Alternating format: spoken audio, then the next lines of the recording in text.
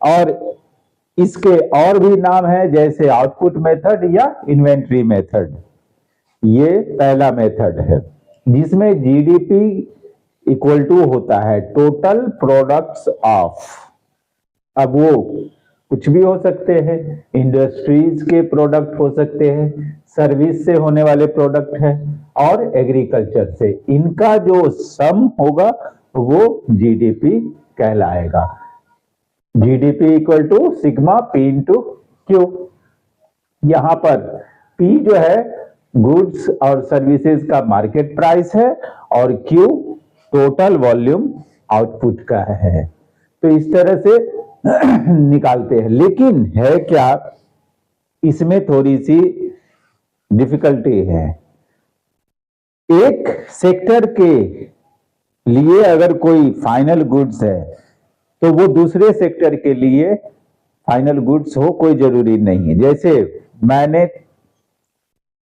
Corn उगाए, 5 quintal corn हुआ, उसमें से मैंने 4 क्विंटल बेच दिया, लोग उसे कंज्यूम कर लिए। लेकिन 1 क्विंटल जो मैंने बेचा है वो चला गया दूसरे प्रोडक्शन सेक्टर में जहां प्रोसेसिंग करके उससे पॉपकॉर्न बनाया जाना है।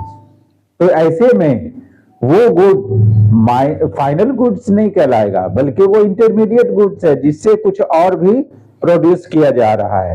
तो ऐसे में इंटरमीडिएट गुड्स को हटा दिया जाता है ताकि डबल काउंटिंग उसकी ना हो पाए।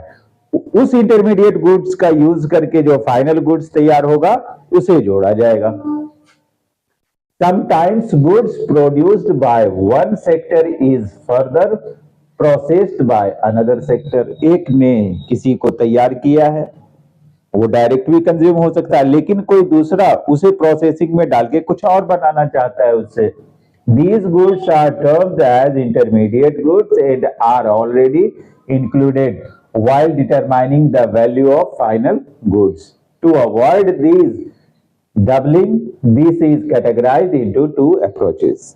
यही वजह से इंटरमीडिएट गुड्स और फाइनल गुड्स के कंफ्यूजन को, डिफिकल्टीज को दूर करने के लिए इस मेथड में 2 अप्रोच यूज किए जाते हैं। पहला अप्रोच है फाइनल गुड्स अप्रोच और दूसरा है द वैल्यू एडेड मेथड।